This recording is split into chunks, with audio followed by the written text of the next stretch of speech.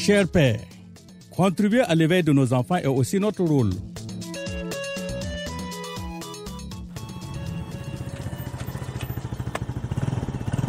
Eh mon type, ça fait 2 jours là. C'est comment? Ça va non? Oui, non, ça va. bon. Tu étais rentré dans quel trou là? J'étais allé en voyage pour amener de la marchandise.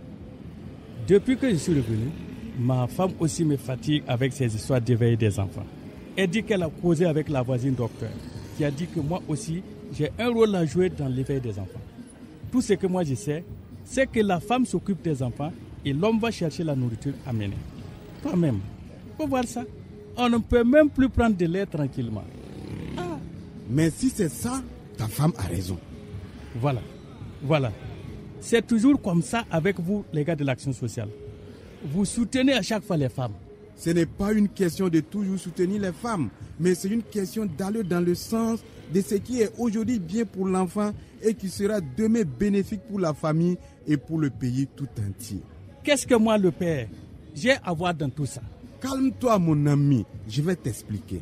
Ok, vas-y, je t'écoute.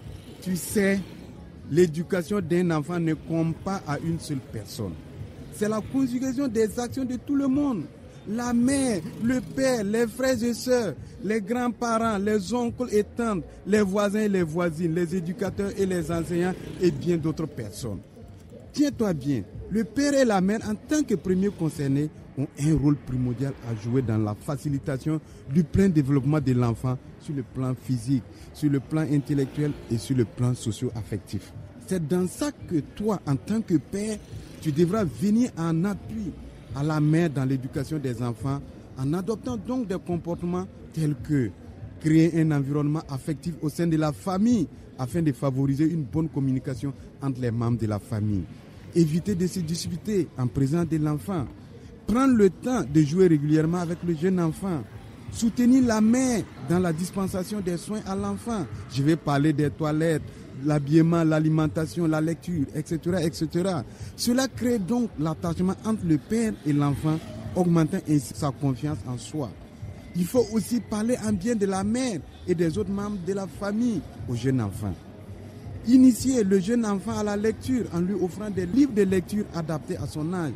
Accepter l'inscription de l'enfant dans une structure d'éveil et d'éducation du jeune enfant. Ceci favorisera sa socialisation et la découverte du monde extérieur. Veiller à assurer une bonne alimentation à l'enfant, à la mère pendant la grossesse, pendant l'allaitement, car la malnutrition est très dommageable pour l'éveil du jeune enfant. Moi-même, je vois souvent que ma femme souffre avec les enfants. Mais j'ai peur de l'aider. Les gens vont dire que ma femme me domine pour que je vais gâter mes enfants. Mon ami, n'écoute pas les gens.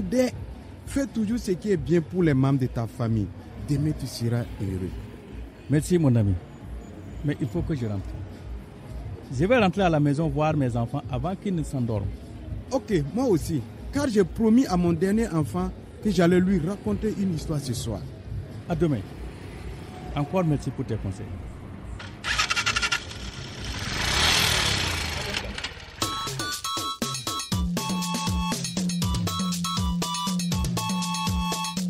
Père, le jeune enfant aime que vous vous montrez disponible pour lui. Consacrez-lui donc régulièrement un peu de votre temps. Père, les mères ont besoin que vous les souteniez dans les soins aux jeunes enfants. Aucun père donc ne doit plus hésiter à le faire. Une bonne ambiance au sein de la famille est propice pour l'épanouissement de tous les membres et à l'éveil du jeune enfant. Les pères, vous êtes interpellés. Ceci est un message de l'ONG Planète Enfants et Développement en partenariat avec le ministère en charge de la famille dans le cadre du projet d'appui à l'entrepreneuriat des jeunes femmes au Burkina Faso.